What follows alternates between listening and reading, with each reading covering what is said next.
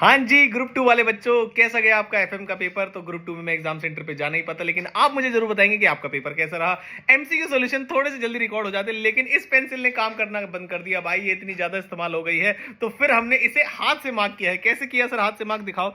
ये देखो बेटा, ये मेरी उंगली है, इस पे मार्क किया। सर मजाक मत उड़ाओ, आज के पेपर में एमसीक्यू सॉल्यूशन जल्दी से मैच करा दो। लो बेटा लो, दिसंबर 25 के पेपर के एमसीक्यू सॉल्यूशन मैजिक के साथ। सर कैसे किया? चलो बेटा बताता हूं। तो पहले वाला क्वेश्चन है आपका, shareholders wealth of a company is represented by the number of equity shares owned by multiplied by the current market price of the 11 12th class का बच्चा इसको बता सकता था। Next, according to Horne and जो इसकी theory थी, greater the variability in terms of return the greater would be the risk. मतलब उतना ज्यादा ही रिस्क होता है। ये मतलब जनरल नॉलेज से भी मेरे ख्याल से आप इसे सॉल्व कर सकते थे। जी सर, जी सर। आगे चलते हैं।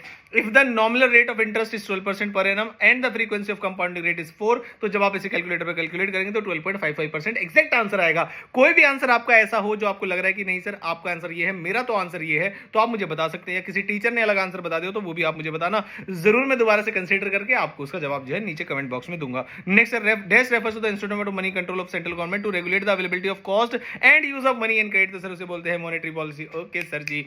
जीडीआरस क्या होते हैं सर? तो जो भी non resident investors against publicity of publicly traded shares of issuing company and denominated in dollars. यहीं से आपको पहचान लेना चाहिए था। जी sir. A firm wants to increase the current ratio from 1:5 ratio to 2:1। ये थोड़ा सा दिमाग लगाने वाला था। Which action would be the most prudent from the point of view of financial manager? तो selling obsolete furniture and fixtures of the firm at cash. इससे cash बढ़ जाएगा मेरे बच्चे। ओ, और फर्नीचर का करंट लायबिलिटी से कोई लेना देना नहीं। MJ Limited provides you the following information. We are calculate interest coverage ratio ICR 12th class में भी आता है। नेट प्रॉफिट आफ्टर टैक्स जो है और जो है आफ्टर इंटरेस्ट एंड टैक्स 2,10,000 है। रेट ऑफ इनकम टैक्स 10% है and there is 15% debenture of 3 lakh. तो थोड़ी सी रिवर्स कैलकुलेशन से आपका इसका आंसर आसानी से आ सकता था। नेक्स्ट आता है मेरे बच्चे, रिस्क फ्री रिटर्न जो है 8% है। रिटर्न और मार्केट पोर्टफोलियो 12% है। बीटा 1.5 है आपका। दोनों का डिफरेंस जो है 1.5 इंटू मल्टीप्लाइड बाय 4 करोगे तो 6 आएगा, और रिस्क फ्री रिटर्न आपका 8 है, तो सर 14 आपका आंसर आना चाहिए। Next, which of the following cost of capital requires tax adjustment?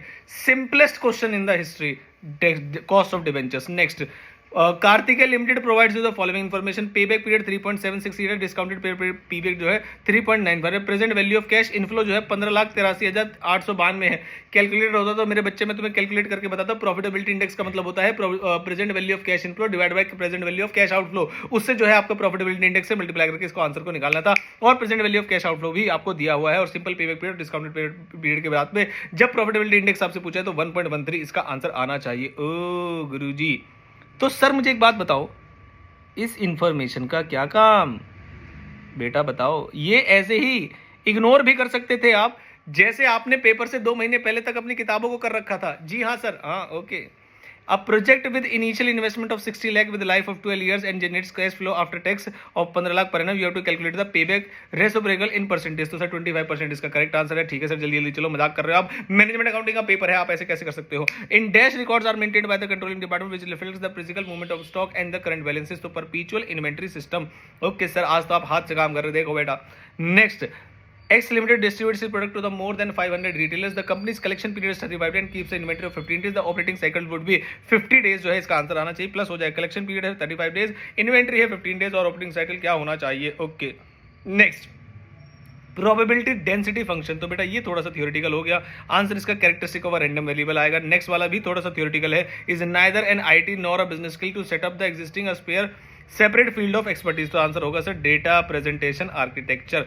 अगर आप बोलोगे सर सेक्शन बी का एक थोड़ा सा डिटेल रिव्यू लेके आइए कि पेपर कहां से था, कहां से क्वेश्चन आए, या आपको कौन से क्वेश्चन मुश्किल लगे, तो नीचे जरूर कमेंट कर सकते हैं। मैनेजमेंट अकाउंटिंग की फ्री क्लासेस चाहिए आपको? जी हाँ, मैनेजमेंट अकाउंटिंग की अगर आपको फ्री क्लासेस चाहिए तो उसको लेकर मैं अलग से वीडियो बनाऊंगा कि कैसे उसे अवेल कर सकते हैं।